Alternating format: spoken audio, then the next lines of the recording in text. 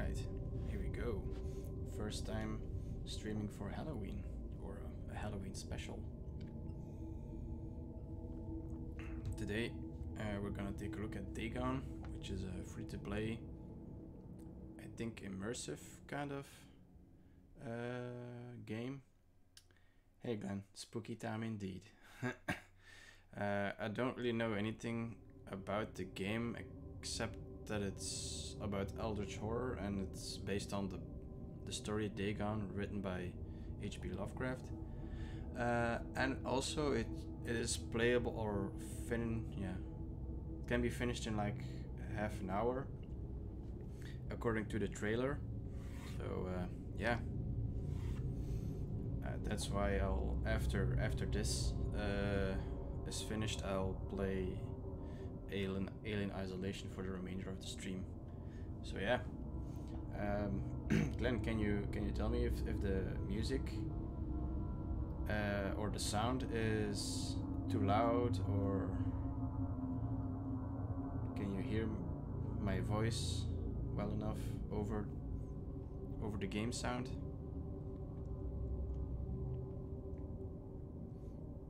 Sounds about same levels. Okay, so I should probably move it down a little bit.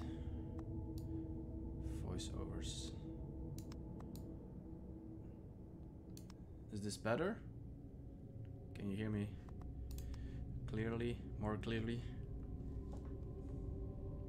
Or because since it's an ambient game, I should probably not mute the whole game sound. Sounds good enough. All right, let's go. Dagon is a faithful interactive adaptation of H.P. Lovecraft's work focused on story and atmosphere. You will not find difficult choices, action sequences, or inventory management here, and movement is limited to progressing through locations along with the plot. All right, I'm okay with that. I am writing this under an appreciable mental strain, since by tonight I shall be no more. Okay. During the game you will encounter interactive elements.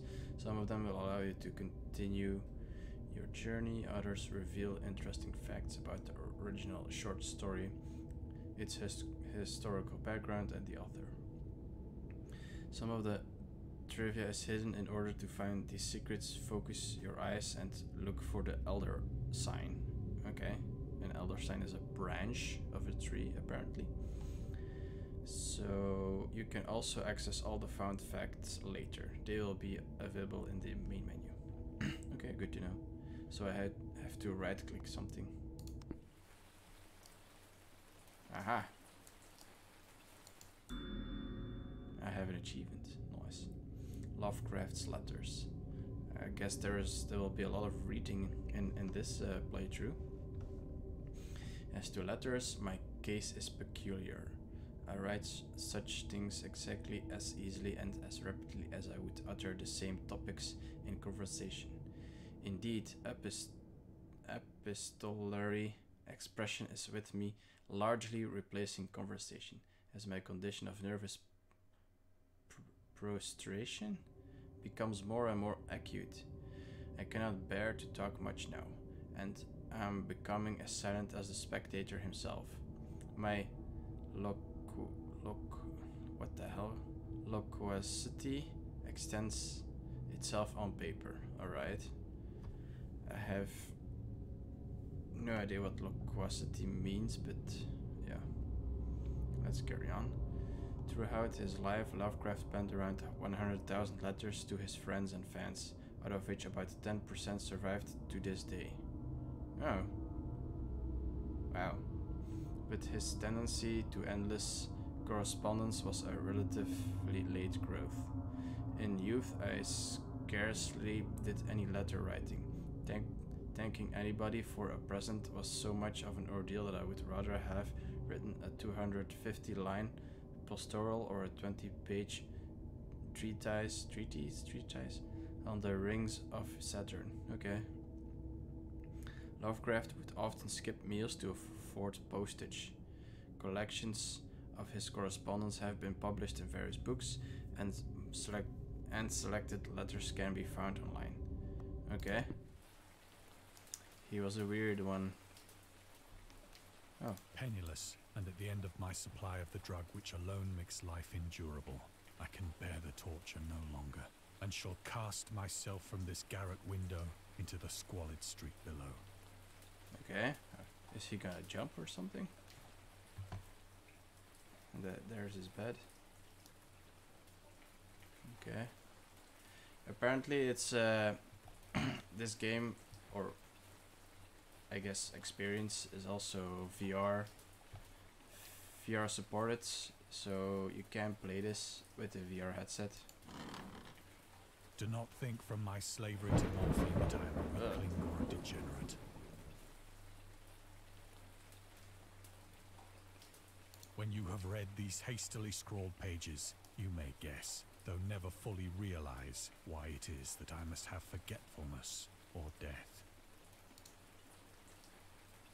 Okay. Any elder signs? Any tree branches around here? I guess not. Nope. Alright. Oh, that's okay. Morphine entered into use in the 19th century and was routinely administered to treat severe pain during the American Civil War and World War I. It was also sold without restrictions until 1914. Okay. Morphine became more popular after the invention of the hypodermic syringe around 1854.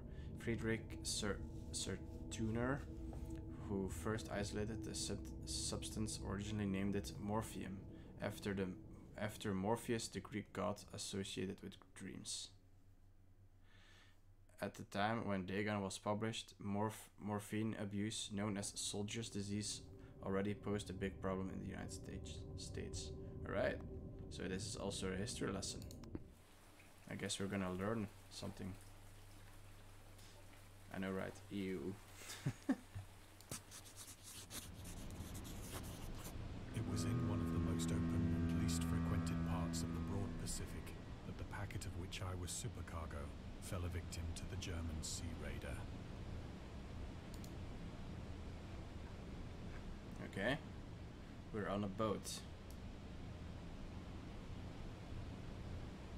This guy. Aha, elder sign. Nice.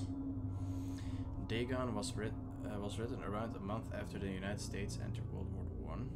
Lovecraft was actively interested in its course. He composed many poems in which he gave encouragement to soldiers and commented on the events unfolding in Europe.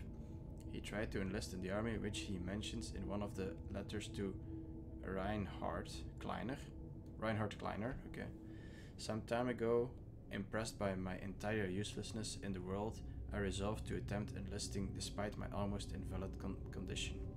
I argued that if I chose a regiment soon to depart for France, my sheer nervous force, which is not inconsiderable, might sustain me till a bullet or piece of shrapnel could more conclusively and effectively dispose of me. Okay. Some dark thoughts there. Okay, but even though he passed the physical exam, his mother prevented him from going to the war. Okay. She has threatened to go to any lengths, legal or otherwise, if I do not reveal all the ills which unfit me for the army. Okay. I mean, I guess a mother doesn't really want her child to go to war.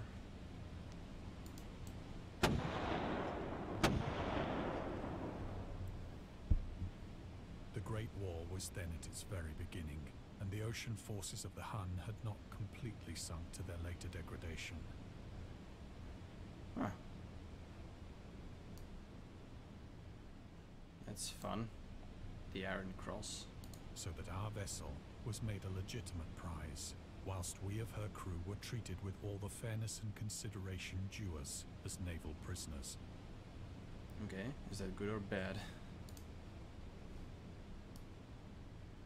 So, oh, an elder sign. The HUNS were Central Asian nomads who established a dominion in Europe and invaded the Roman Empire in the 5th century. That's something we all know. They were known as brutal, deadly warriors and masters of quick raids who also developed powerful composite bows, lassos, and early siege weapons. Cool. During World War I, the British used the word Hun as a synonym for Germans in order to emphasize their brutality. However, the term originated when the German Emperor Wilhelm II gave a speech to his troops on the 27th July 1900 before they embarked to China. Wait, Germany invaded China? I didn't know that. Should you encounter the enemy, he will be defeated. No quarter will be given. Prisoners will not be taken. Whoever falls into your hands is forfeited. Just as 1,000 years ago the Huns under their king Attila made a name for themselves, one that even today makes them seem mighty in history and legend.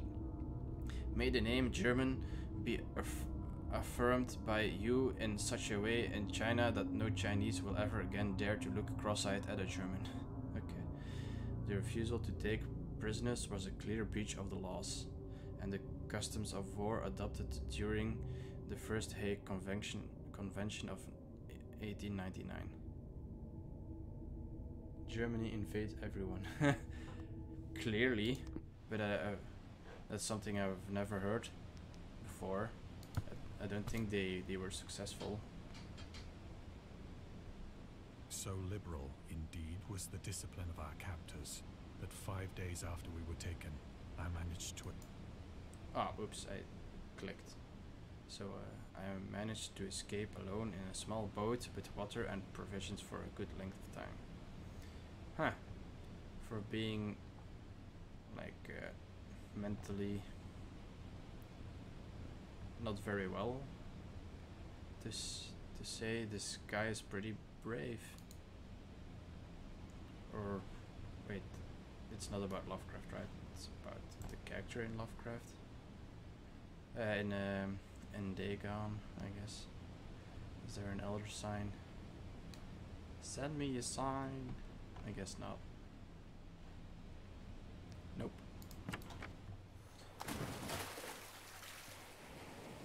When I finally found myself adrift and free, I had but little idea of my surroundings. Okay.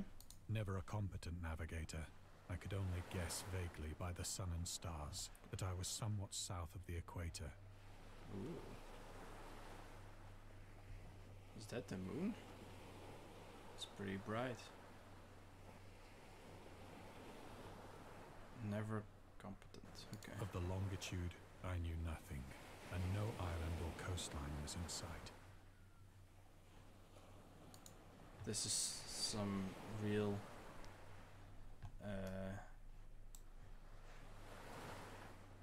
thalassophobia shit right here. No elder sign anywhere. No, not even in the skies. It's not written in the skies anywhere. In the stars, I mean. It's written in the stars, of course. Alright, let's continue. The weather kept fair, and for uncounted days I drifted aimlessly beneath the scorching sun, waiting either for some passing ship or to be cast on the shores of some habitable land. Okay. There's a water sack over there.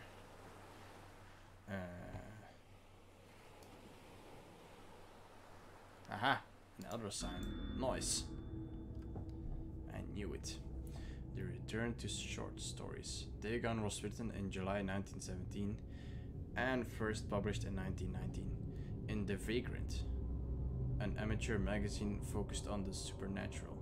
The story is the first of his stories that introduced an element from the Cthulhu mythos. Ooh. Dagon itself.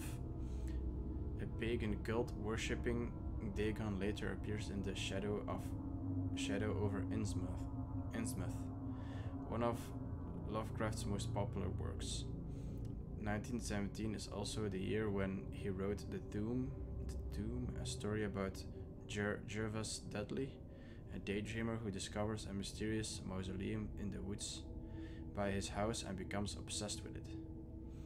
These two works marked Lovecraft's return to short stories writing after he burned most of his attempts at the genre 9 years prior, and decided to concentrate on poetry. Okay. Lovecraft stated that it was his friend William Paul Cook, a literary publisher and critic, who convinced him to start writing weird fiction again. And weird fiction with quotes. I guess eldritch horror was not a term back then. But neither ship nor land appeared, and I began to despair in my solitude upon the heaving vastness of unbroken blue. Unbroken blue. Oh shit. Ah. The change happened whilst I slept. Okay. Is this its details I shall never know. For my slumber, though troubled and dream-infested, was continuous. Oh shit. Oh. Holy shit. Oh my god. Ooh. Oh wow. That's cool. Stars. But yeah. Of course you cannot have a Cthulhu story without some tentacles. Some disturbing shit right there. Is that like an omanite shell or something? There's no elder sign in this scene? Not at all? Nowhere? Seriously? Holy shit. Oh yeah, it is an omanite shell. Cool. Look into the eye. When at last I awoke, it was to discover myself half sucked into a slimy expanse of hellish black mire, which extended about me in monotonous undulations as far as I could see, and in which my boat lay grounded some distance away.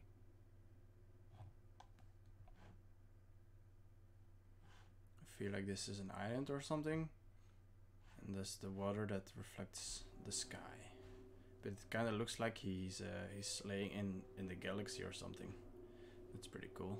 Though one might well imagine that my first sensation would be of wonder at so prodigious and unexpected a transformation of scenery, I was in reality more horrified than astonished. Transformations? Okay. For there was in the air and in the rotting soil a sinister quality which chilled me to the very core. The region was putrid with the carcasses of decaying fish and of other, less describable things which I saw protruding from the nasty mud of the unending plain. Oh, holy shit, that's creepy. An upside down squid. Where's its beak? Normally, like, squids have beaks, right? Perhaps I should not hope to convey in mere words the unutterable hideousness that can dwell in absolute silence and barren immensity. And there's a kabuto. Or, yeah, you know, the thing that the kabuto is based off of. Of course, it's not kabuto. There was nothing within hearing, and nothing in sight, save a vast reach of black slime. Yeah. Yet the very completeness of the stillness and the homogeneity of the landscape oppressed me with a nauseating fear. Jeez. It's even weirder. Is that a flatfish? That's a flatfish, right? Yeah. The sun was blazing down from a sky which seemed to me almost black in its cloudless cruelty, as though reflecting the inky marsh beneath my feet. Okay. Oh, hey.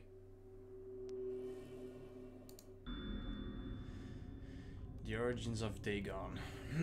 Dagon seems to be inspired by Fishhead, a short novel by Irvin S. Cobb about unnatural affinities between a hybrid idiot and the strange fish of an isolated lake. What's a hybrid idiot? That's not...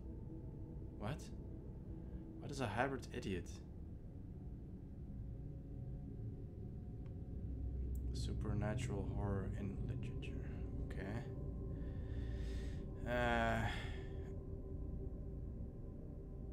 Lovecraft's dream about a strange island emerging from the ocean and him crawling in the ooze that covered its surface.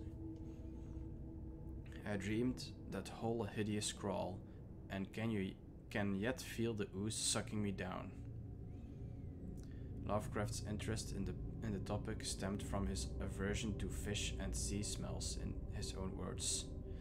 I have hated fish and feared the sea and everything connected with it since I was 2 years old, but I cannot recall what earlier experience gave me such a profound and lasting aversion to the sea and seafood. Oh, that's too bad. I really love sea food and fish.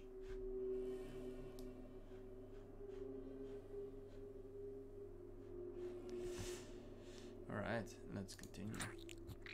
Ugh. As I crawled into the stranded boat, I realized that only one theory could explain my position. You were sucked in a black hole, and you're now in another. Okay, what's that? That's some disturbing undulating blob of gooiness. It's pretty creepy. Through some unprecedented volcanic upheaval, a portion of the ocean floor must have been thrown to the surface, exposing regions for which innumerable millions of years had lain hidden under unfathomable watery depths.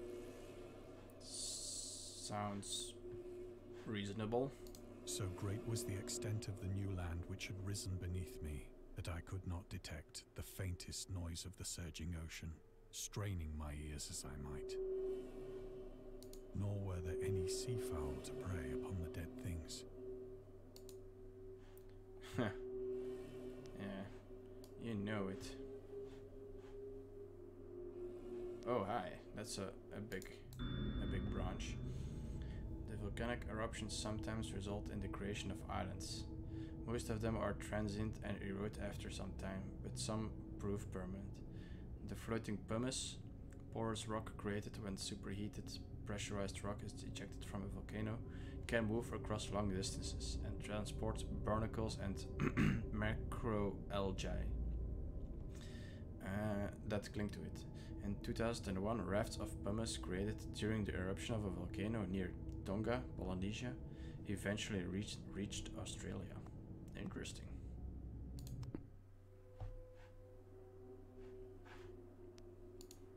So, for several hours I sat thinking or brooding in the boat, which lay upon its side and afforded a slight shade as the sun moved across the heavens. Yeah, the sun is moving. That's pretty neat. Uh-oh.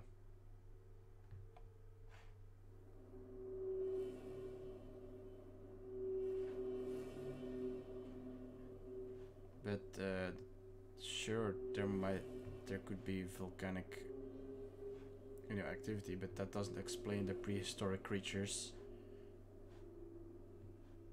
lying about. As the day progressed, the ground lost some of its stickiness and seemed likely to dry sufficiently for traveling purposes in a short time. That night I slept but little, and the next day I made for myself a pack containing food and water, preparatory to an overland journey in search of the vanished sea and possible rescue. Okay. That's the pack.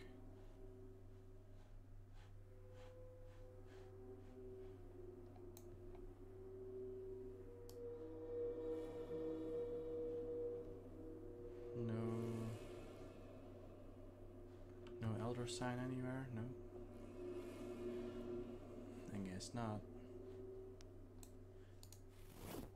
I feel like doing this. On the third morning, I found the soil dry enough to walk upon with ease. I feel like doing this in VR would be a lot intenser. What the hell is this kind of creature? It's kind of weird.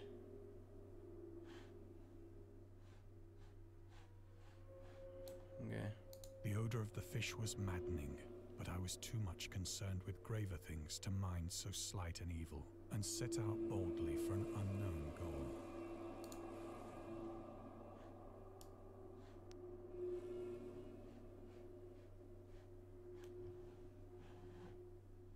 No elder sign.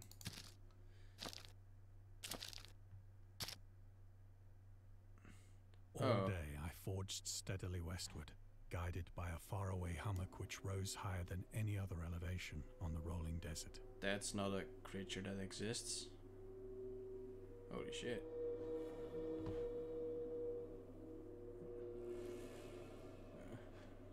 Oh, what the? It looks like one of those bug aliens from Starship Troopers.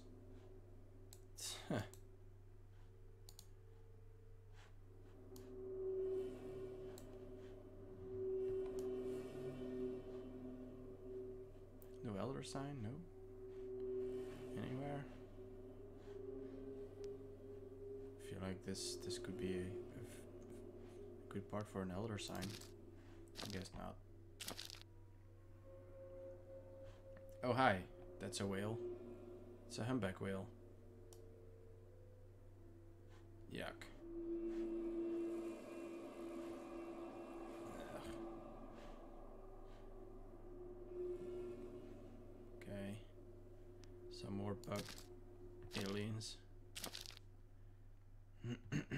That night, I encamped, and on the following day still travelled toward the hummock, though that object seemed scarcely nearer than when I had first espied it.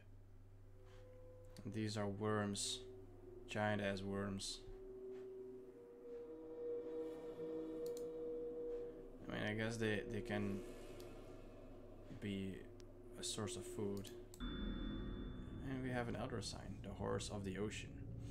The creature of the Cthulhu mythos and the fictional underwater city of Urlai was convinced that life could not exist at the bottom of the ocean because the water pressure would make it uninhabitable. Today we know that the darkest depths of the ocean are home to many peculiar organisms. The deepest dwelling fish we have discovered so far, the Mariana snailfish, can live up to 8,000 meters below the ocean's surface, in never-ending darkness and at hellishly crushing pressures, hundreds of times stronger than those found at sea level. Upon glancing at the modern photos of deep-sea creatures, such as the anglerfish, the fangtooth, or the viperfish, and their truly Lovecraftian characteristics, it's hard not to find some irony in this. Yeah, I guess. So, Lovecraft didn't believe that life was possible at the bottom of the ocean, but now we find yeah, kind of eldritch-like creatures at the bottom of the ocean. So yeah, it is pretty funny in a way.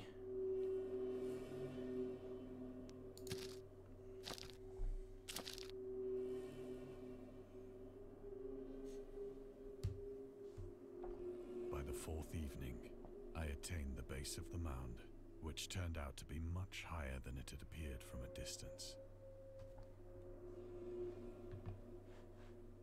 An intervening valley setting it out in sharper relief from the general surface. Too weary to ascend, I slept in the shadow of the hill. I know not why my dreams were so wild that night, but ere the waning and fantastically gibbous moon had risen far above the eastern plain. Okay. I was awake in a cold perspiration, determined to sleep no more. And that's a gibbous moon. It's like a half moon. Such visions as I had experienced were too much for me to endure again. And in the glow of the moon I saw how unwise I had been to travel by day. Okay.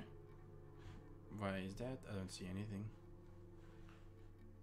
I just see stars and mud. Without the glare of the parching sun, my journey would have cost me less energy. Ah. Oh. Indeed, I now felt quite able to perform the ascent which had deterred me at sunset. Picking up my pack, I started for the crest of the eminence. Eminence.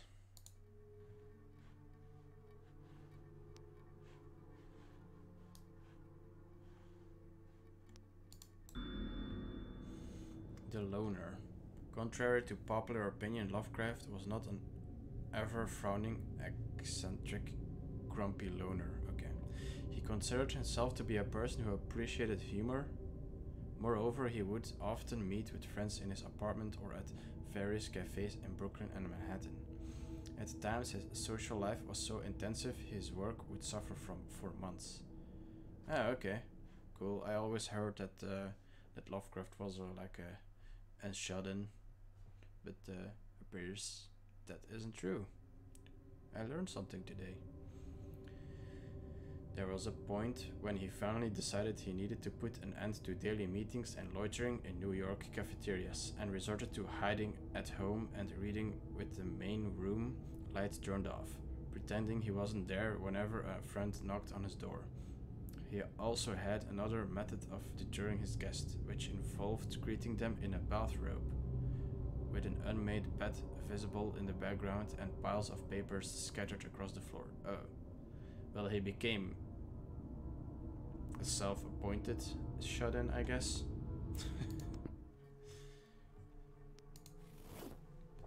I have said that the unbroken monotony of the rolling plain was a source of vague horror to me.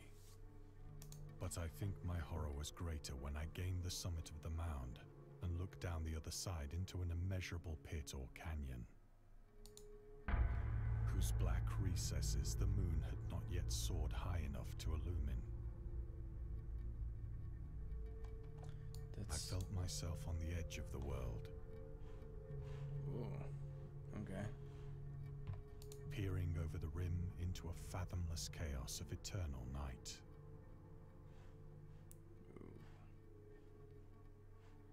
Through my terror ran curious reminiscences of Paradise Lost, and of Satan's hideous climb through the unfashioned realms of darkness.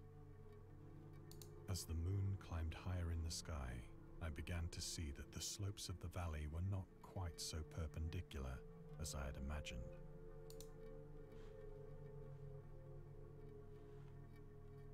Interesting.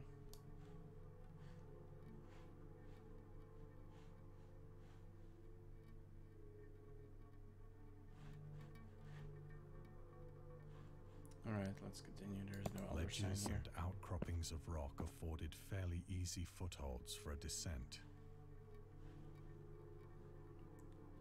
Okay. Whilst after a drop of only a few hundred feet, the declivity became very gradual.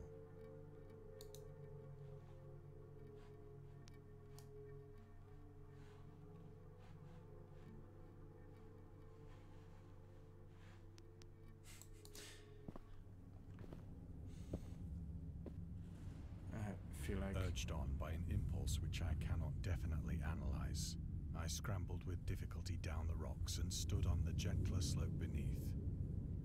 I feel like at any time this game can just, you know, throw out something super weird and fast-paced, because it's some pretty easy going now. I guess it's like a more fucked up version of a visual novel. Gazing into the Stygian deeps, where no light had yet penetrated. All at once, my attention was captured by a vast and singular object on the opposite slope, which rose steeply about 100 yards ahead of me. An object that gleamed whitely in the newly bestowed rays of the ascending moon.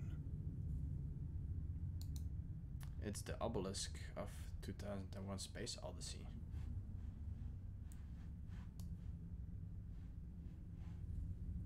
There's nothing here but repeating tiled textures.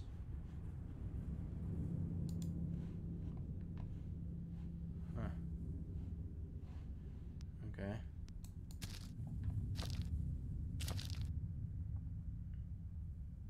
That it was merely a gigantic piece of stone, I soon assured myself. But I was conscious of a distinct impression that its contour and position were not altogether the work of nature.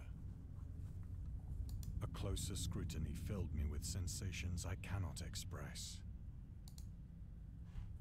Okay, so it is the obelisk from 2001: Space Odyssey. Even though the movie was made years after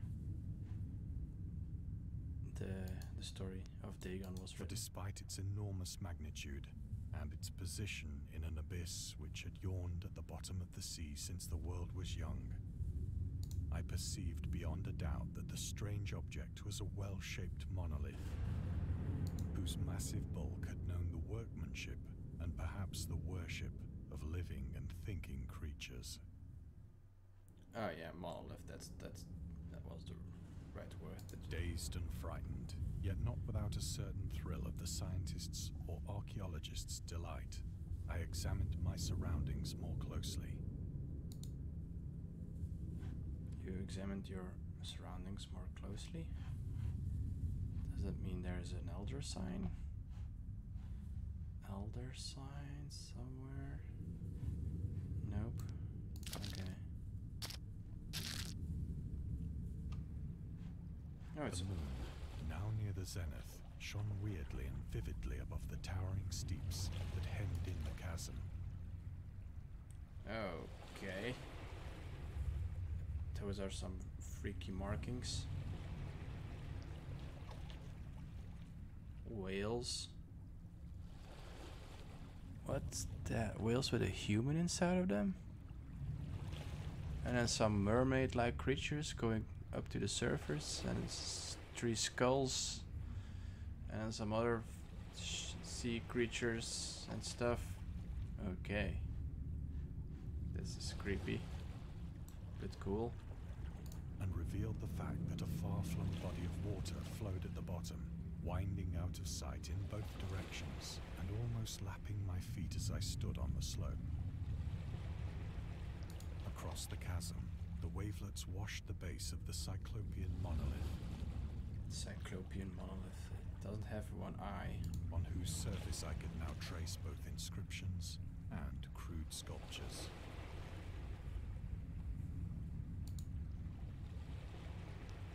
Cool, cool.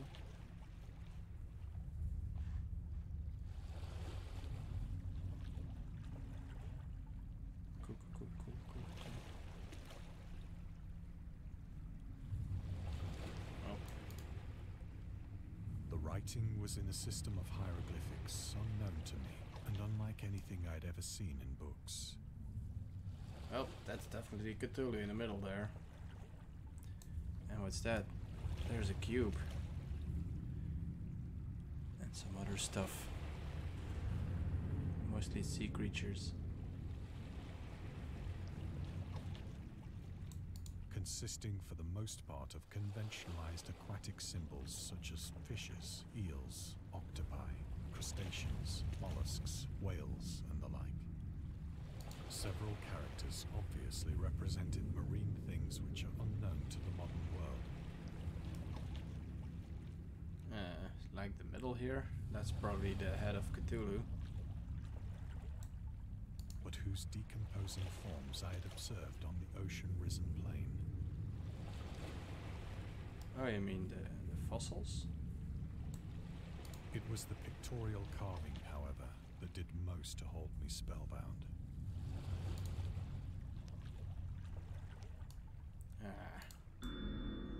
Storytelling methods. Dagon contains many themes and storytelling methods that Lovecraft developed in his later works, such as telling the story through carvings, okay, journals and character notes, islands emerging from the ocean, or fictional beings and deities based on real events and mythologies. It's also considered the origin of the popular Cthulhu mythos.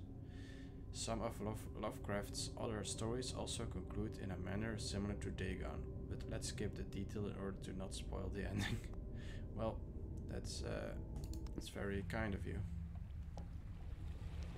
Plainly visible across the intervening water, on account of their enormous size, were an array of bas-reliefs whose subjects would have excited the envy of a doré. I think that these things were supposed to depict men, at least a certain sort of men. Mm-hmm, yeah. Though the creatures were shown disporting like fishes in the waters of some marine grotto. Yep. Or paying homage at some monolithic shrine, which appeared to be under the waves as well. Of their faces and forms I dare not speak in detail, for the mere remembrance makes me grow faint. Grotesque beyond the imagination of a Poe or a Bulwer. Ah, okay, so these sketches here are like the faces of the water people? Nice. They were damnably human in general outline, despite webbed hands and feet, shockingly wide and flabby lips, glassy, bulging eyes, and other features less pleasant to recall. Curiously enough, they seem to have been chiseled badly out of proportion with their scenic background. For one of the creatures was shown in the act of killing a whale, represented as but little larger than himself. Huh, okay. I remarked, as I say, their grotesqueness and strange size, but in a moment decided that they were merely the imaginary gods of some primitive fishing or seafaring tribe. Some tribe whose last descendant had perished eras before the first ancestor of the Piltdown or Neanderthal man was born. Cool. Piltdown man. Lovecraft would often use the latest scientific discoveries as inspiration for his works. He would even update his stories at the last moment in order to make sure they reflected the latest breakthroughs. Unfortunately, this method was not without its flaws. After Lovecraft's death, the Piltdown man discovery mentioned in Dagon turned out to be a paleoanthropological fraud. Oof. In 1912, Charles Darwin, an amateur archaeologist... Oh, no, not Charles Darwin. Whoops. Charles Dawson. Darwin wasn't alive anymore, I think. An amateur archaeologist announced that he had discovered the missing link between ape and man, the fossilized remains of a previously unknown early human. Years later, they turned out to be a forgery, but by that point, the fraud had already managed to negatively affect the early research on human evolution. In the year when the discovery took place, the majority of the scientific community believed Dawson indeed found the missing link. In 1953, Time magazine published evidence proving that Dawson was a con man. It turned out that the fossils of the previously unknown early human consisted of a human skull, the jaw of an orangutan, and chimpanzee teeth. Okay. What a dick. Awestruck at this unexpected glimpse into a past beyond the conception of the most daring anthropologist, I stood musing whilst the moon cast queer reflections on the silent channel before me. Okay. Then, suddenly, I saw it. You saw what? Is it Cthulhu? Oh, hey. Oh, okay. The water starts to bubble up. With only a slight churning to mark its rise to the surface, Okay. the thing slid into view above the dark waters. Something's happening. Oh, what the fuck? Loathsome, it darted like a stupendous monster of nightmares to the monolith.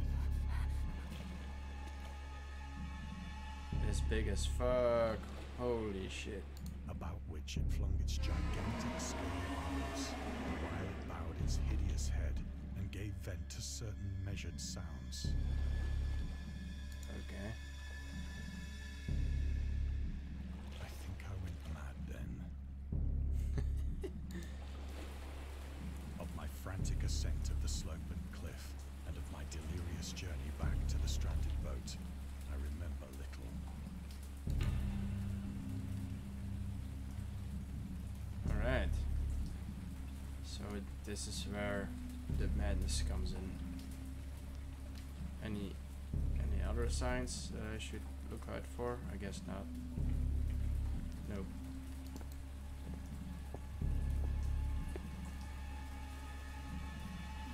I believe I sang a great deal and laughed oddly when I was unable to sing. Okay. So we're here with the humpback whale again. This time at night.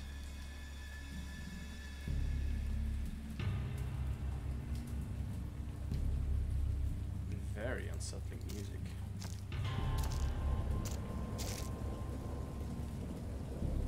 I have indistinct recollections of a great storm sometime after I reached the boat.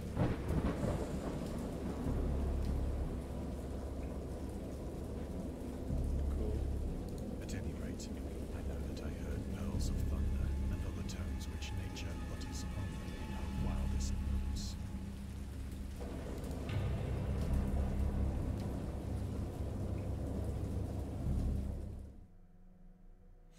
Ooh, that was great. When I came out of the shadows, I was in a San Francisco hospital. That's nice. I feel like the ceiling is in for a renovation though. Brought thither by the captain of the American ship which had picked up my boat in mid-ocean. In my delirium, I had said much, but found that my words had been given scant attention. Cool. Of any land upheaval in the Pacific, my rescuers knew nothing. Nor did I deem it necessary to insist upon a thing which I knew they could not believe.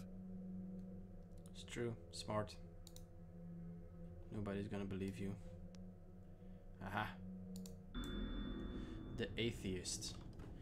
Lovecraft considered himself an atheist and absolute materialist, which he attributed partly to his early childhood interest in astronomy and science in general.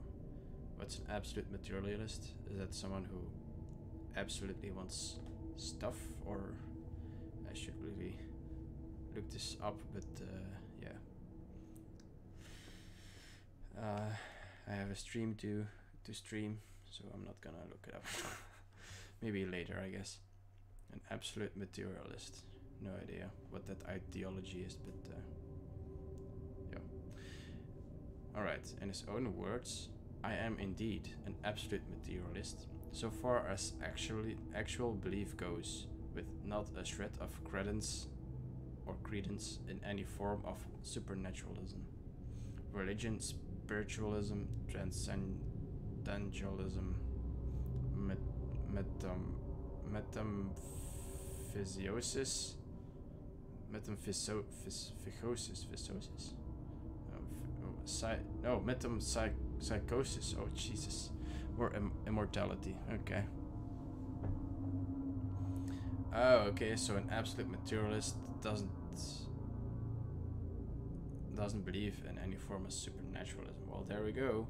Don't have to look it up anymore. It's always nice when they teach you the stuff. All I say is that I think it is damned unlikely that anything like a central cosmic will, a spirit world, or an eternal survival of personality exists.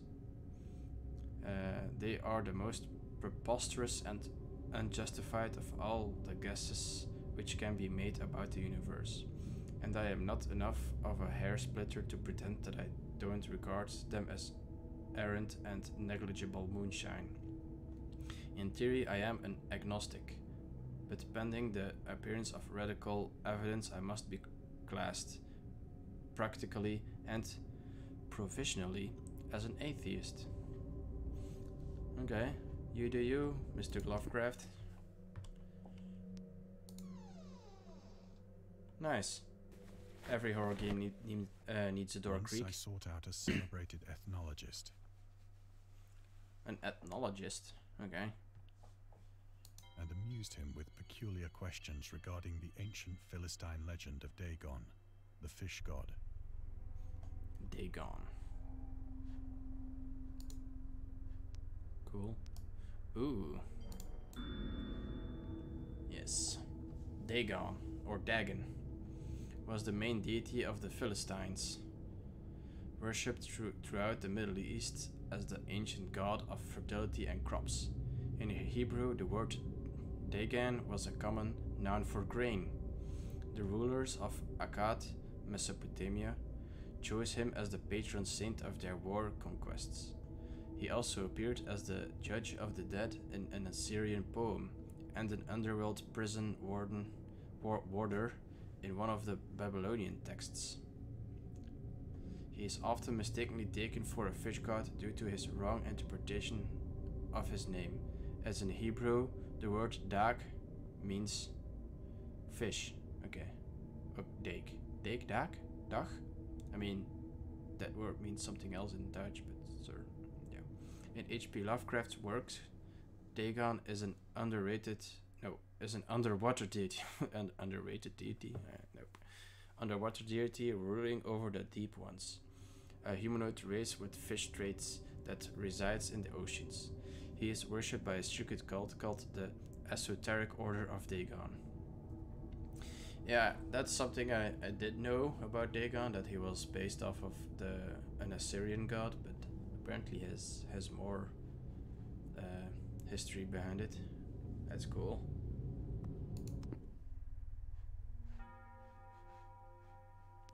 Ah, look, a cabinet. Are there any other elder signs, or can I only just find the one? I guess just the one. Alright. Whoa, the camera just really does some really weird shit.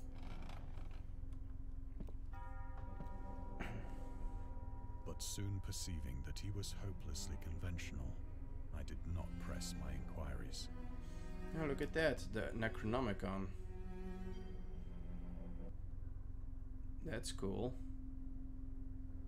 And a book about several books about Japan. Ah. The Marketer. Lovecraft's attempts to find a job in 1925 were influenced by advice he received from friends. Among others, he started freelancing for a marketing magazine, where he would write announcements and commercials. Feel free to judge his copywriting skills for yourself. Okay, from an ad for Curtis Woodwork. Curtis Woodwork embraces both the usual structural units and the cleverest contrivances of built-in or permanent furniture, such as bookcases, dressers, buffets, I guess, and cupboards. Every model is conceived and created with the purest art, ripest scholarship, and mellowest craftsmanship, which energetic enterprise can command, and made to conform rigidly to the architecture of each particular type of home. The cost, considering the quality, is amazingly low, and the trademark on the individual pieces prevents any substitution by careless contractors. It's a little dry, in my opinion. I mean, people these days don't have the attention span for reading this. There's another elder sign. Ooh, boy. August DERLETH and the Cthulhu Mythos. August DERLETH was an American writer and anthologist. He also befriended Lovecraft and published many of his works through his company Arkham House. Oh hi, Arkham House. That's a very famous word, Arkham. Although he greatly contributed to the popularization of the author's works after his death, he is surrounded by numerous controversies. One of his most questionable decisions involved in introducing the good versus evil doctrine. DERLETH was a devout Catholic. to the Cthulhu mythos, okay, which contrasted with Lovecraft's view of the world and his approach to cosmic horror. As a result, the author's works are often misunderstood and misrepresented in today's culture. It is also worth noting that Lovecraft was never really interested in creating a mythology, and the term Cthulhu mythos was coined by DERLETH after the author left the mortal plane. Okay. Good to know. So, where should I go next? Over there.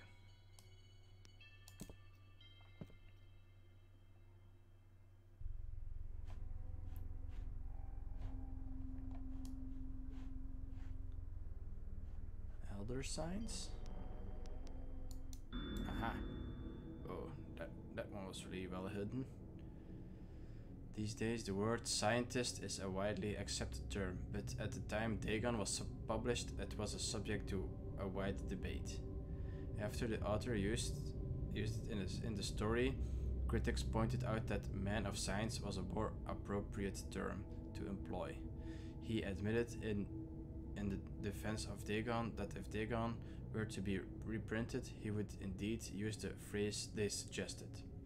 Scientist was coined as an analog to artist, to be used when referring to those studying different branches of science. Yet in the 19th and early 20th century, scientific researchers in Great Britain and the United States were of the opinion that man of science, resembling the term man of letters, was the only proper choice. Among other things, it was gender specific, indicating that science was an endeavor to be published by only one sex. The term scientist became more accepted only after World War II, and man of science started fading into obscurity as an old-fashioned synonym. Yeah, I don't really like the term man of science, and scientist just sounds cooler. The good old days, you know, of all the bad stuff.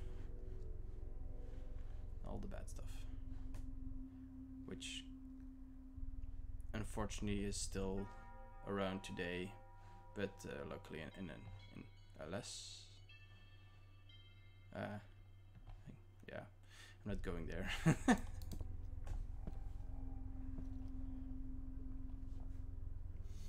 Now you have man of fake science, especially when the moon is gibbous and waning, that I see the thing. That's true. Today fake science, fake scientist, man of fake science is really a thing.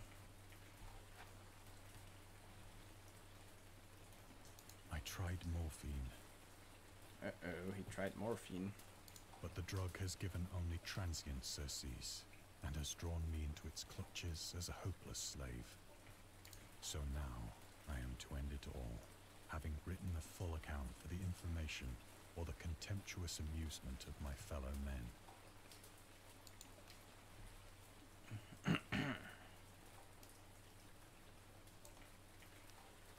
Bingo.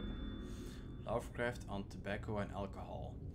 Lovecraft hated tobacco, even though he used to smoke when he was 12. What? I mean, I guess back in the day that was normal, probably.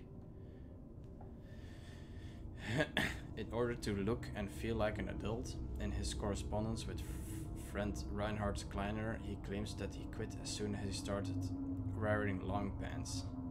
What does that even mean? He also had a very strong opinion about alcohol, as evidenced by his letter to Zelia Brown. As for the matter of drinking, I have never tasted intoxicating liquor and never intend to, having a strong aesthetic disgust at anything which blunts or coarsens the delicate natural equipoise of the evolved human intellect and imagination. Drinking excited my personal repugnance, hence I don't drink. Let the herd do what they will. I am rather in favor of prohibition, the prohibition of any one antisocial force as well as of any other. Oof. Oh man, this is a bit of an extremist, this guy. Right. Any other elder signs that I should look out for? I guess not. Yep. Let's try some morphine, guys. Often I ask myself if it could not all have been a pure phantasm. A mere freak of fever as I lay sun-stricken and raving in the open boat after my escape from the German man of war. That's possible. This I ask myself, but ever does there come before me a hideously vivid vision in reply. What's the hideous vision? I cannot think of the deep sea Oh, without no. shuddering at the nameless things that may at this very moment be crawling and floundering on its slimy bed, worshipping their ancient stone idols and carving their own detestable nice. likeness on submarine obelisks of water-soaked granite. Oh, where did it go? I dream of a day when they may rise above the billows to drag down into their reeking talons the remnants of puny, war-exhausted mankind. Of a day when the land shall sink and the dark ocean shall ascend amidst universal pandemonium. Okay, this is cool. Ooh, nice. I guess this is almost the end of the story. Yeah, I guess so.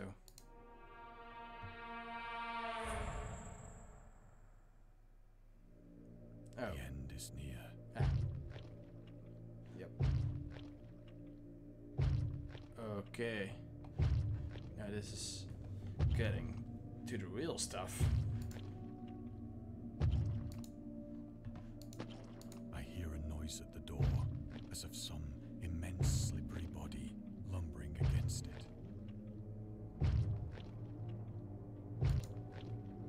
Why did he even put the cabinet against the door anyway?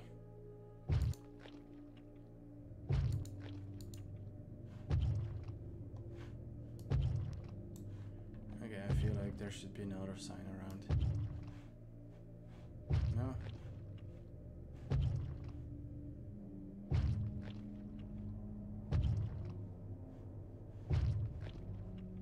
No elder sign? Seriously? Not at the end? Oh, there it is. Nice. Elder sign. At another house where people were stirring, he asked, stirring, that's how you pronounce it word. He asked questions about the gods and whether they danced often upon Larion, but the farmer and his wife would only make the elder sign and tell him the way to Near and Ulthar. Okay. Elder sign is a protective symbol that can be found in various works of pop culture, usually represented by a 5-pointed star with an eye flame symbol in its center. For example, in games inspired by H.P. Lovecraft's writing, it is supposed to ward away all kinds of cosmic horrors. However, this is a later version of the sign, created by the author's friend, writer August Delreth. In our game, we have used the original symbol as designed by Lovecraft, in the form of a 6-pointed branch, which he sometimes included in letters to his friends. Okay, that's cool. So 5-pointed star with an eye flame is the revised version of the stick. It's good to know. So from now on, Glenn, whenever I write you, I will send it with a stick, a 6-pointed stick to ward off any cosmic horrors. Sounds good. It shall not find cool. Oh god. Oh god. Oh god. Oh God, that hand! Oh no.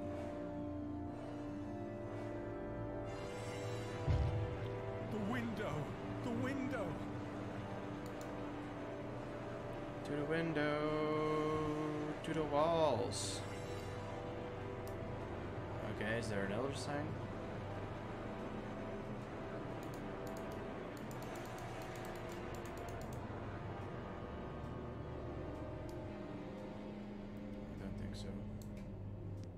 Okay, let's just go. Jump through the window like a maniac.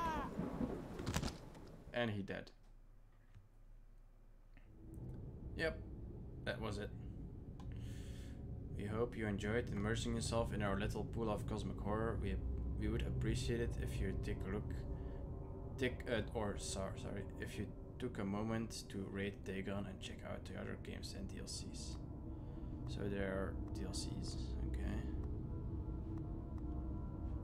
but not for now. Exit. Well, that was pretty cool, I guess. Trivia. I found all but 2 branches. Aww. Damn it. And then the 8. Okay. So the one between the Cthulhu mythos and the scientist I missed, and the one between atheist and the marketer I missed as well. That's too bad. I think they were all. The atheist was in the hospital, I think. Anyway, so that was Dagon. Yeah, that was interesting and also educational, surprisingly. Not as scary as I would have wanted it to be, but I mean, it's a game that was played in a half an hour or something, so yeah, looked cool. I don't know what your opinion about it was, but it's an experience, I guess. Anyway, I'll just boot up the Alien Isolation game.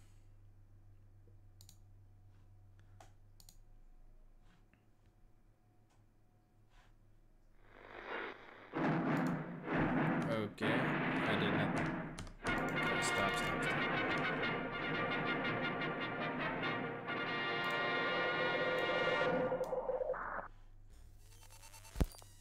Alright, cool. So let me quickly change.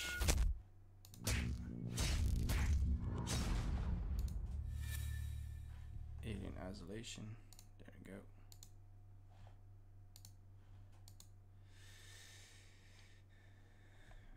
Press any key. Oh, god damn it. I have to play on window mode.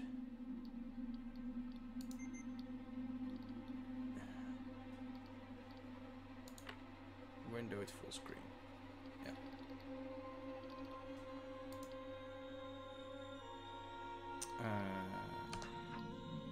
Yes. So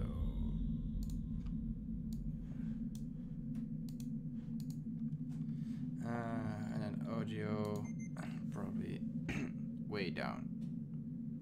Subtitles on.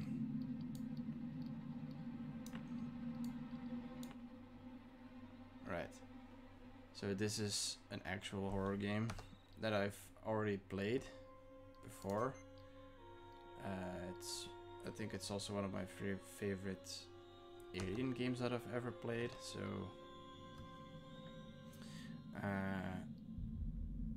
yeah, so let's just play until it's done, and then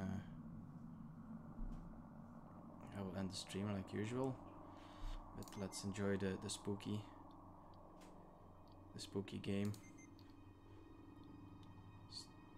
Continue game. Oh, it remembered, or yeah, my last playthrough. Okay, let's go on medium. Barely visible. Not visible. Okay. Confirm.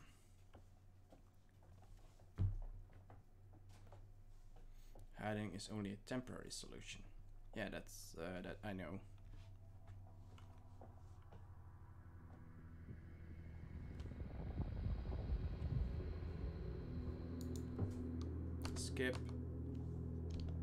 Skip the intro, please.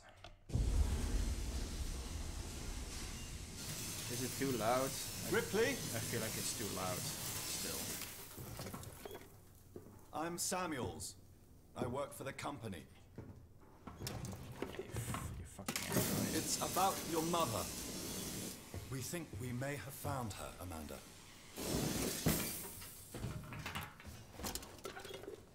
A commercial vessel, the Anisadora, has recovered what we believe to be the flight recorder unit of the Nostromo. Where? Zeta Reticula. What did it tell you? We don't know. The unit was taken to Sevastopol station.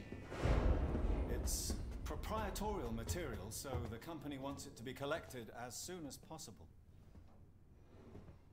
Sevastopol's a supply depot in the region. It's a permanent free port I know what it facility. is.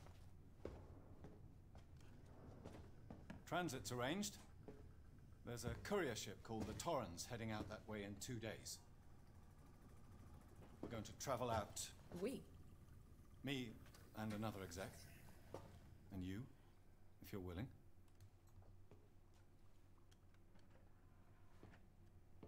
Look, Ripley, when this job came across my desk, I read the case history.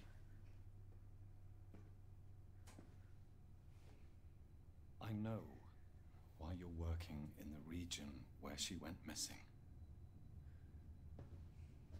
You're still looking, aren't you? I've been cleared to offer you a place on the Torrens if you want to come along. Maybe there'll be some closure for you.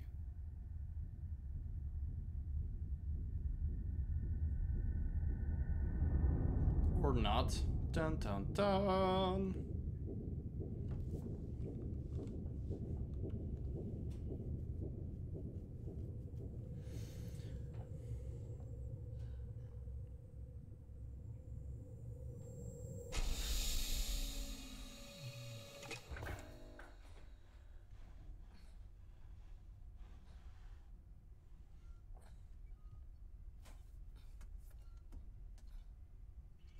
Please sign in. All right.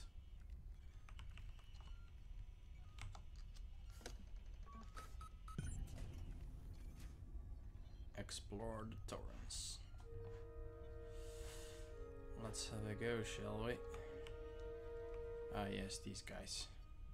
They mess up your motion tracker. War and Totality. Is that an actual book? Oops. That exists?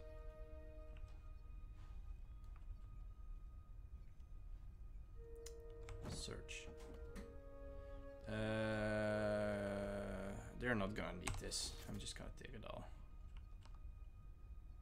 Whoever signed in here. This one is empty. This one is empty. Oh, I didn't look at my own cabinet.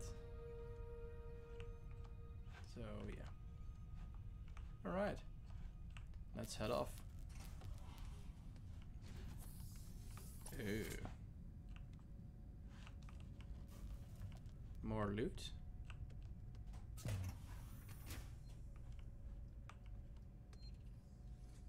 Some cigs. Ah yeah, there, that's the safe station.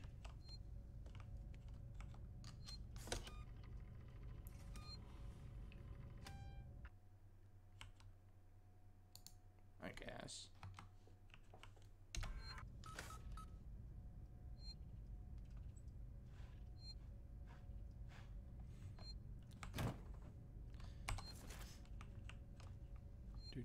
Do.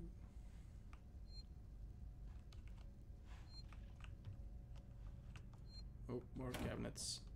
Ah, this one is empty, no fair. I can't steal this. Oh, I can just turn it on and off. Get dressed.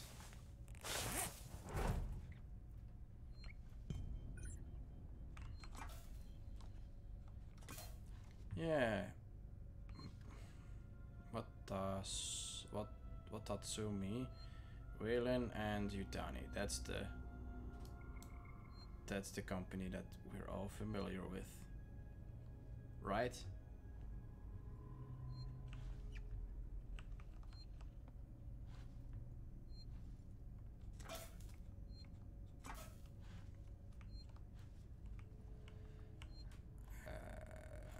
I guess I should go in the lift. Huh. Okay, this is a toilet. Nice.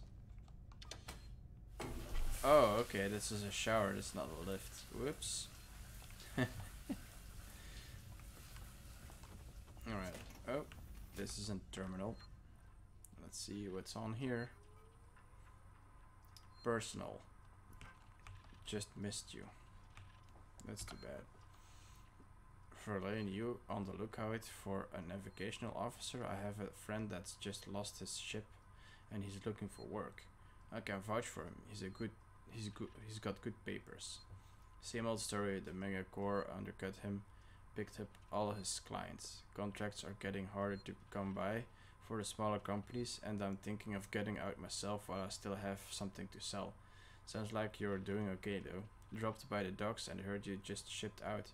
Sevastopol station, what a shithole. Still, I hear, Wayland, you tiny pay well. Good luck to you if you can't beat him, right?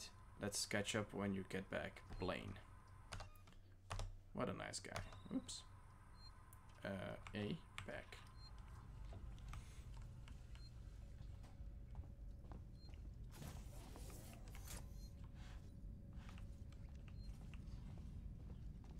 Alright. Some space suits. Nice. I don't see my reflection in the helmet though, so some minor points there.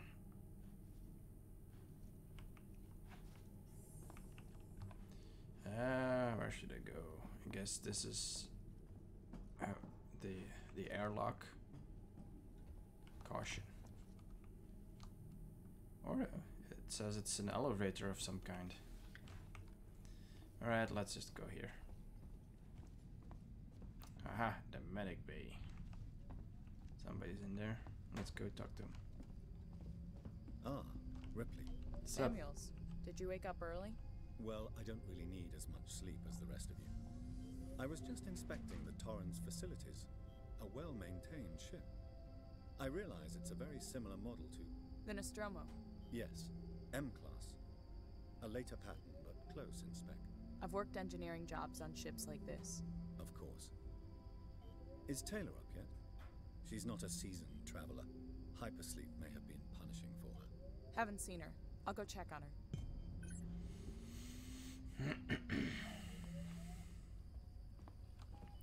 Freaking.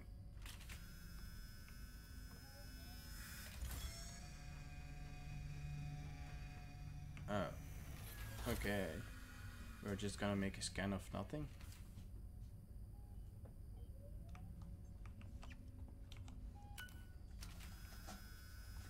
Or not. Okay. Cool. Yeah, let's continue.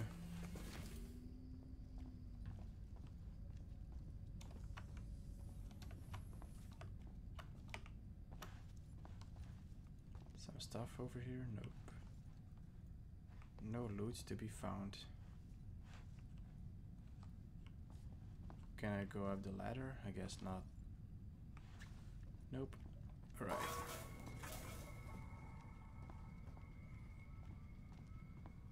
Some motion tracking lights. Ooh, a door. Oh, hi, Dar. Who Taylor, are you? good morning. Ripley, it's certainly not good. I very much doubt it's morning either. Sorry. I feel like death. I don't know how you people put up with hypersleep regularly. You get used to it. I don't do long haul very often. Most legal execs don't travel further than the coffee machine. I'm surprised Weyland-Yutani felt the need to send legal at all. The loss of the Nostromo and its cargo cost the company a lot of money. It's important we find out what happened. If I can close the case with a conclusive accident report, it'll look great with my superiors. I'm sorry. That was insensitive. I realize your mother has been missing for 15 years and you... It's okay. We'll both get what we want, right?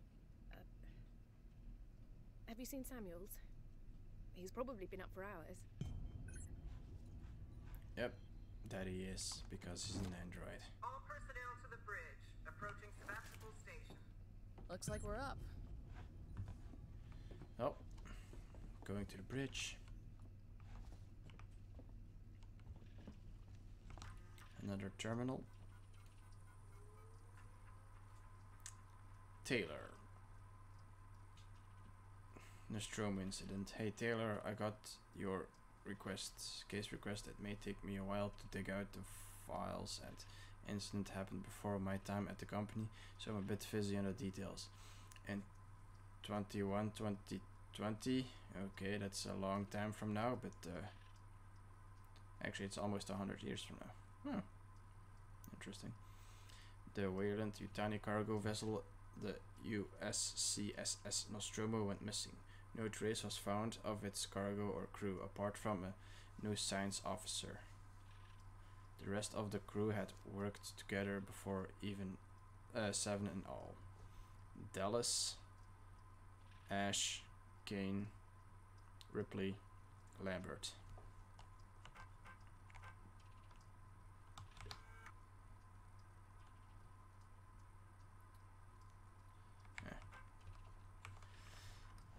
Manifest. I'm just gonna manifest some destiny right here. Is this the bridge? I guess so. Hope you all had a restful journey. The Torrens is in very good order for an old M-class, Captain. She was a wreck when I bought her. Took a few years and a lot of contracts to refit. She pays for herself now. You said we're approaching Sebastopol Station. Are we docking? Oh, shit. I believe your contact is Marshal Waits, is that right? I'll hail Sebastopol and arrange boarding with him. Good. Let's get this done. Don't worry, Miss Taylor. Routine. In and out. Connor, how we doing? SMG loaded and calibrated. Approach vector locked. Prep comm so I can say hello. Channel open, Captain. Does everyone have their briefing documents? You can watch the approach on the monitors. Yeah. In and out, right? Famous last words.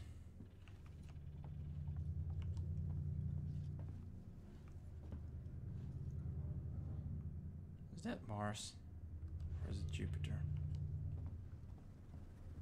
Let's see. What's out there? Just some more space. And the sun. Look at that fuzzball. Where am I supposed to sit? Am I supposed to sit anywhere, or should I just...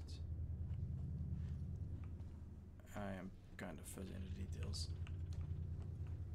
Where am I? Stop following me, Jesus Christ, you're creepy. Freaking androids. Okay, I have no idea where to go. Where should I go? She said something about monitor. Oh, okay, I see something flashing. Well.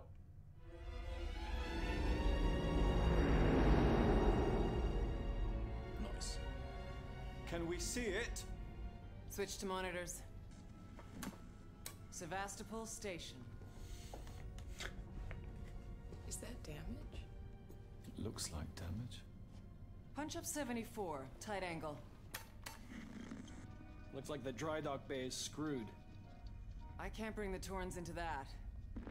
This is the commercial vessel Torrens out of St. Clair, registration number MSV7760, calling Sebastopol Traffic Control. We're carrying 3 passengers on a Weyland-Yutani Bond.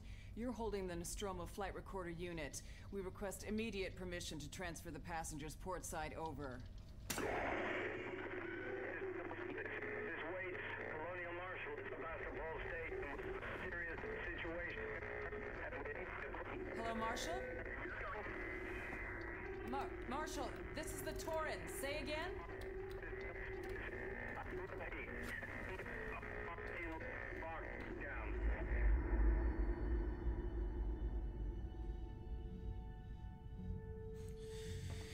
Yep. The station's comms seem pretty screwed up, so I fitted Samuel's suit with a radio booster. I can only keep the Torrens in transit for 24 hours. You'll have heard from us by then. Safe trip.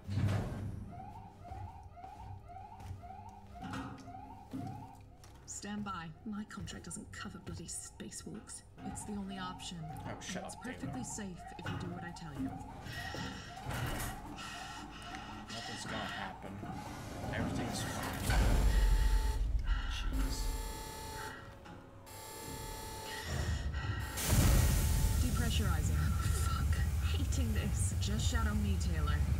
You too, Samuels. Affirmative.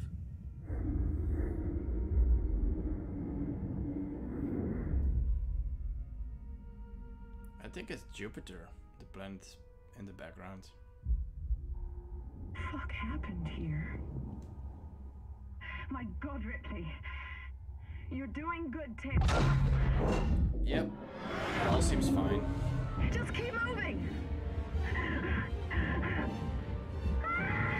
Taylor, Ripley, hold on!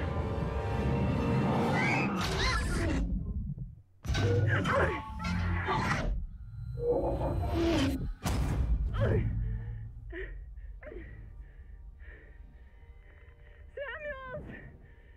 Taylor! Respond! Anybody!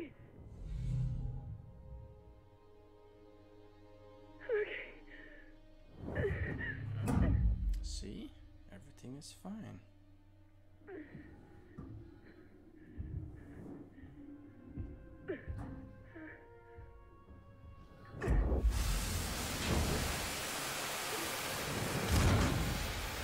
Now we're stuck on a ship that is obviously not infested.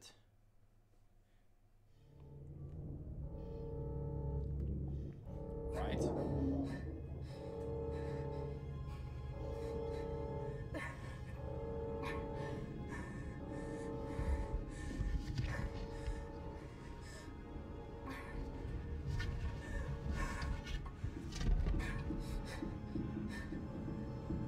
Okay. So find help. Change.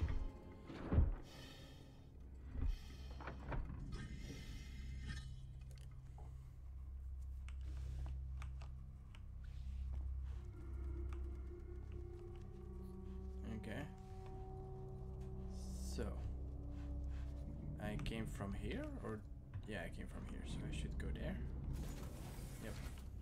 Okay, cool. And there's a save station.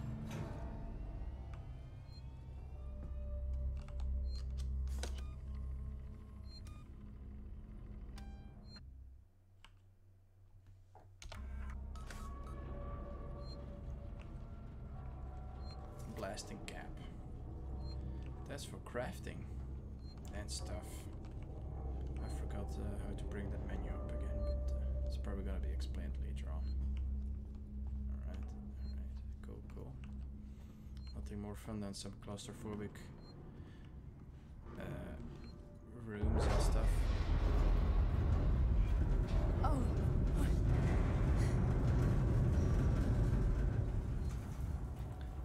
I have to say, I've forgotten a lot of stuff.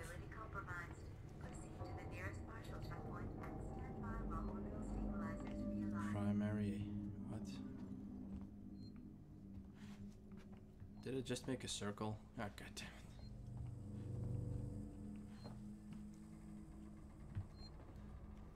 Alright, let's return. Alright, I can run. Hold shift to run.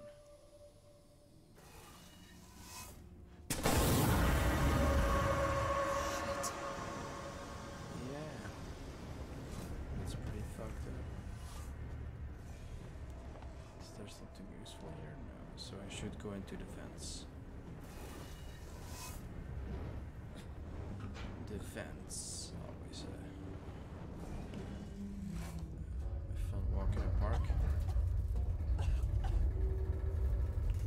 Do I have like a flashlight or something? Guess not. Ooh, wiring. Scary.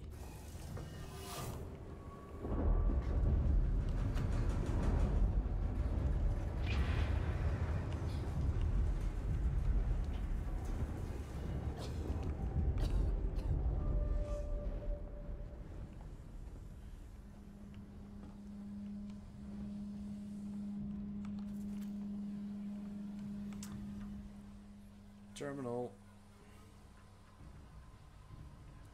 Okay, a folder corrupted. Decommissioning. So, boys and girls, you've probably heard the whispers about Sevastopol by now, and I can confirm it's official.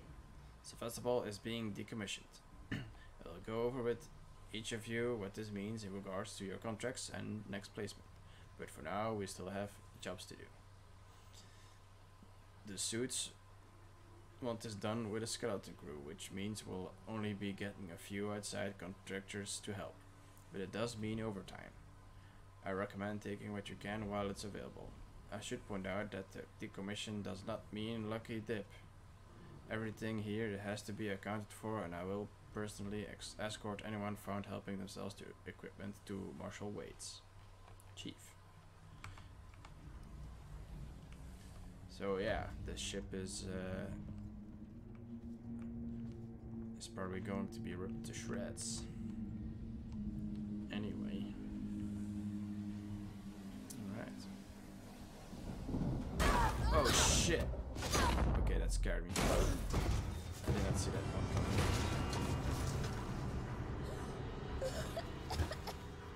Fucking hell.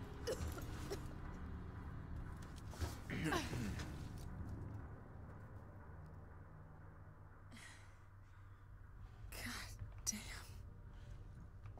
Yeah, you can see that again.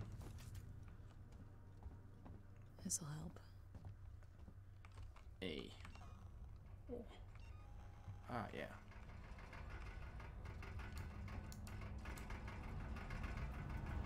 R to activate.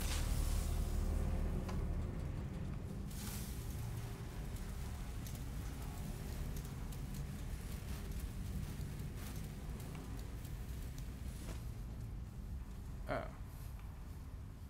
Can I pick it up again? Damn it. I didn't want to place it. Shit. Fuck. Okay, that one is on me.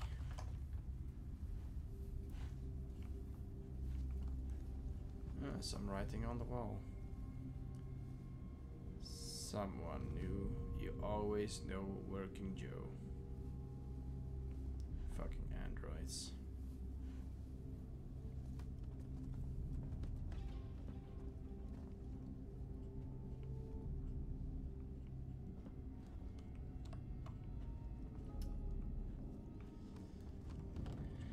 Oh man.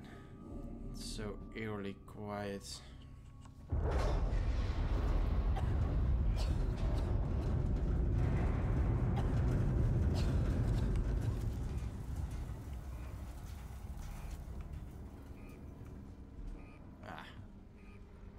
I think I need to find some lever or something.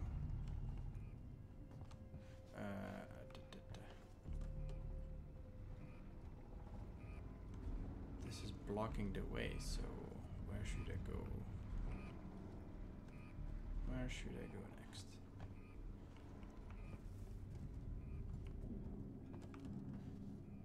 Huh. Can I go up here? Can I go through there? Should I go back? Let's see. Oh, there's a button. Cool.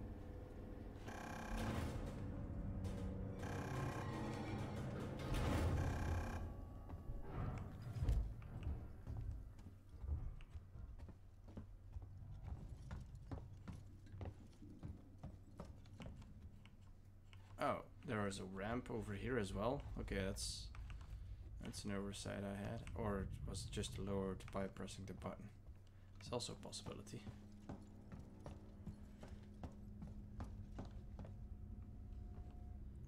Moving. Moving what? I can't read what's above. Something moving. Okay.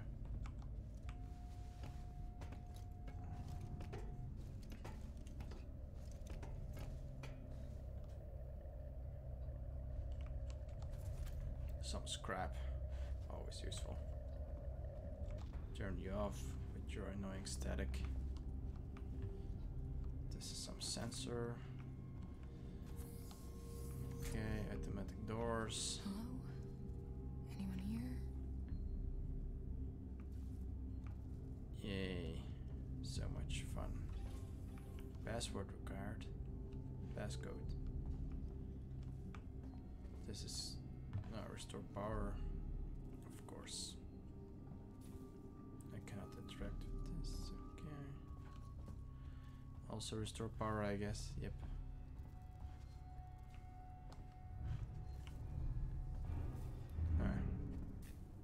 Something is moving in the vents. Forgotten. F you. Lol.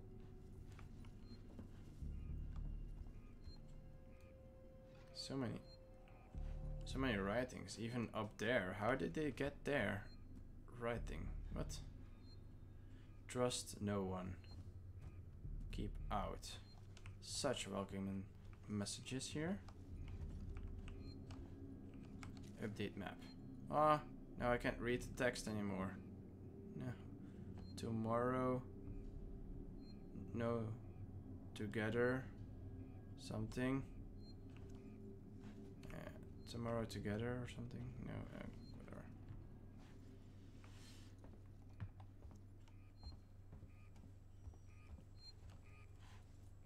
Use. Ah, I remember this.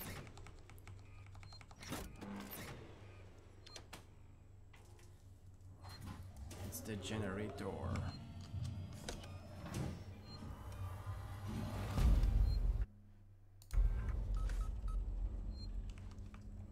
And there's a terminal.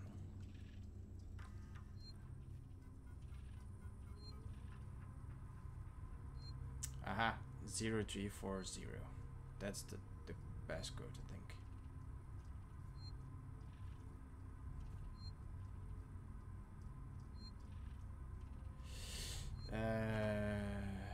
Anything else? Oh no, that's not what I wanted to do. Anything more interesting?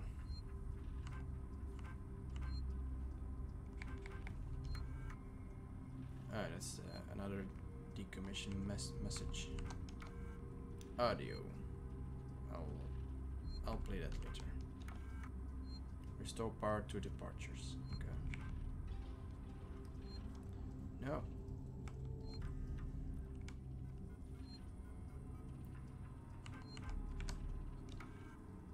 Harris, Turner, get back here now. We have a track somewhere in engineering.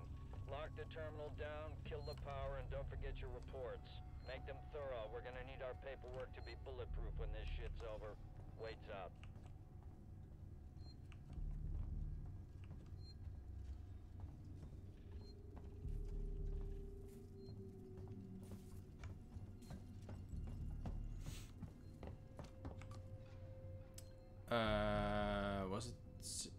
Was it 0340? Yeah, nice. So what's the stash? I don't see anything. Oh. That's it? Oh, cool. A crafting blueprint for a medkit. Can I build it? I can build it. So let's build one. Awesome.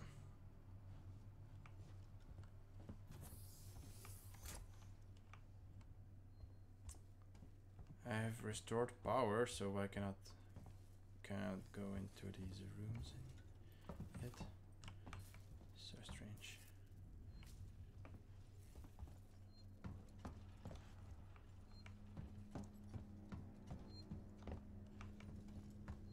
Doesn't anything here work?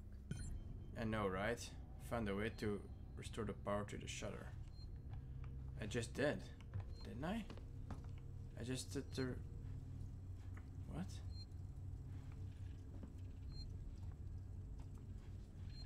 Oh, man.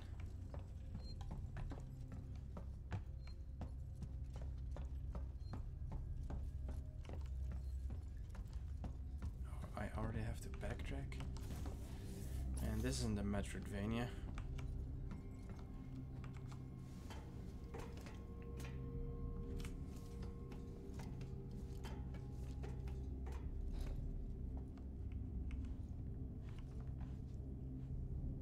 So,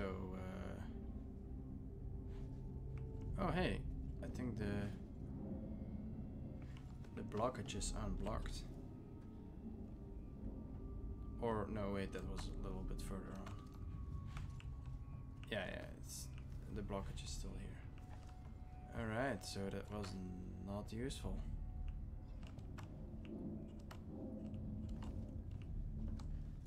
And what do I do now? I have to. Do I have a map or something? Options. How do I open the map? Game. Control scheme. This I'm not using a controller. What the?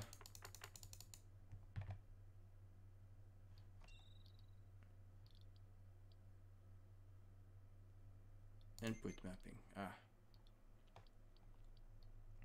So there is no map.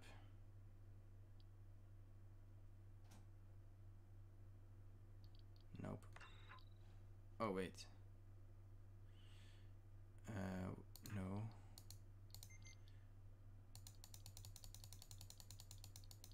Ah. Peak. Reload. Flamethrower. Nice. Ah, map menu. Tab. Alright, cool. No. Tab. Ah, find a way to restore power to the shutter. So keep moving through the terminal to find help. Okay, this door is locked, this door is locked, that door is locked.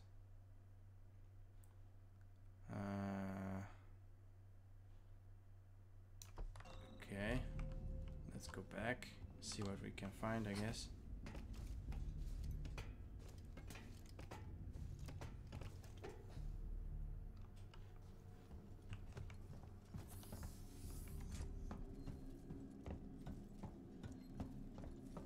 This is pretty anticlimactic.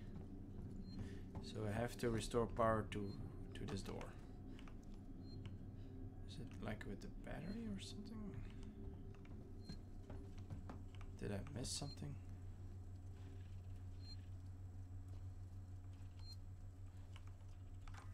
Maybe some more information on the terminal.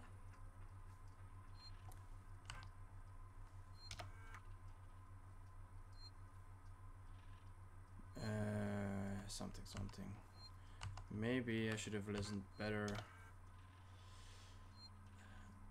Get back here now. We have a track somewhere in engineering. Log the terminal down, kill the power, and don't forget your reports. Engineering. Okay. Where is engineering?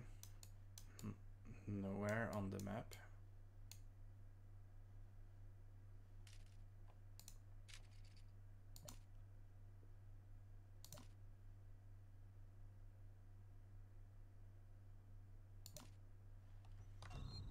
Okay. Let's just continue looking.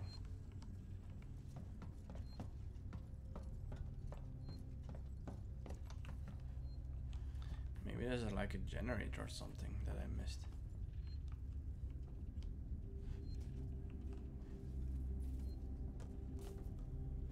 Let's see.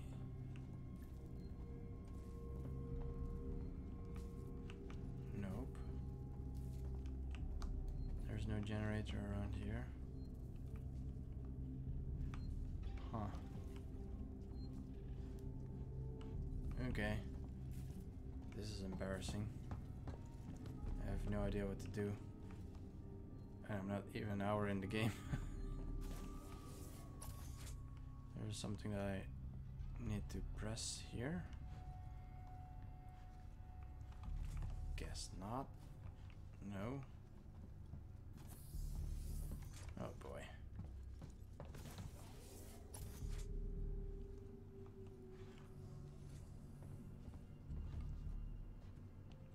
Actually, I have no idea what to do. What the hell? I don't remember being stuck at this point when I first played through it, so maybe I became dumber when I got older.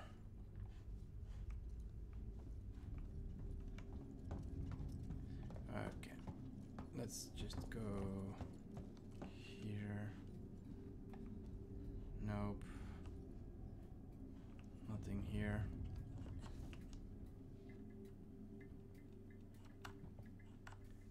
I don't think I should be returning all the way back, but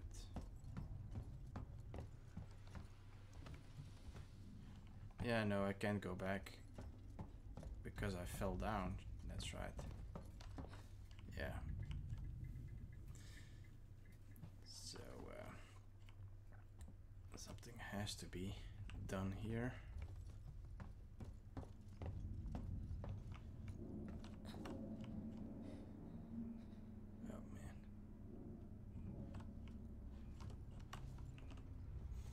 This is still blocked, so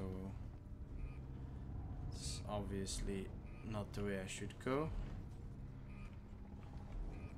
But then, what am I missing? Am I this blind?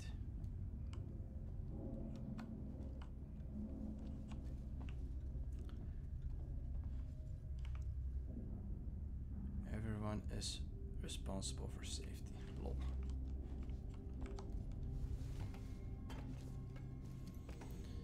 Alright, I'm clearly missing something, but I don't know what. I have no idea what I'm missing.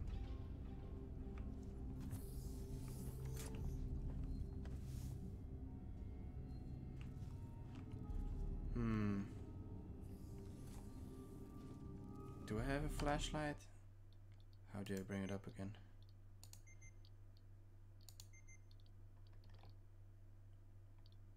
Flash.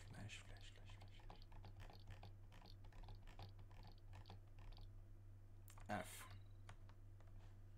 No. I don't have it yet, so no flashlight. I can't even punch. What the hell?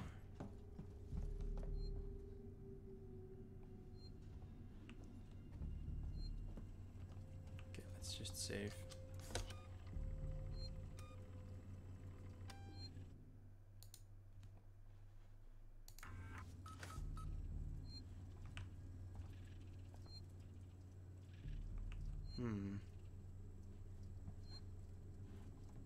I'm stumped. I have no idea what to do. What did this generator do anyway? It didn't do anything.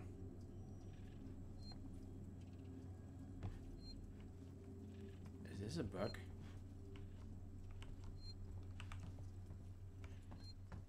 I feel like the generator should have, you know, activated everything.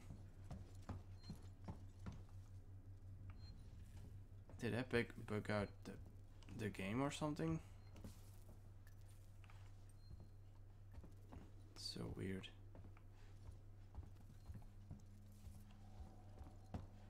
There's nowhere else I can go, so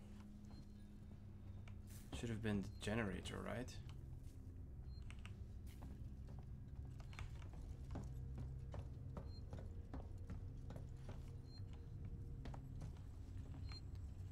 This should have activated it, I think.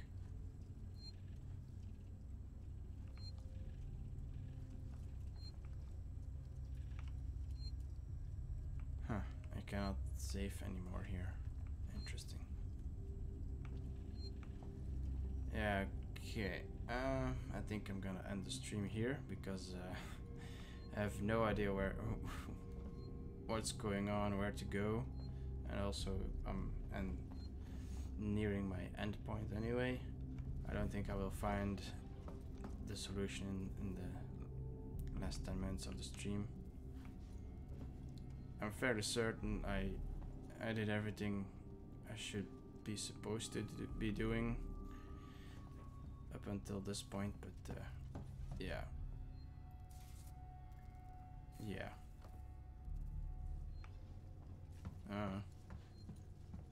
That's too bad. There's nothing happening. And I activated the generator, so